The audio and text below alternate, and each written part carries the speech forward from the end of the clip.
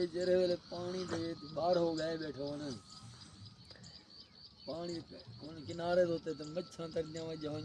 जिथा दे देने कहीं जम मार ते चोंज नाल पड़ लेना पूरा थाई बड़े खूबसूरत लगदे बैठो ने हुन ये ते बात ही में गुजरन चाह देना यदनी तक चाह ये जरे वो थोड़ी पानी तक नहीं पहुंचते ई थाई बाहर आए शोदे थे थके टूटे चलो रास्ते गुजारा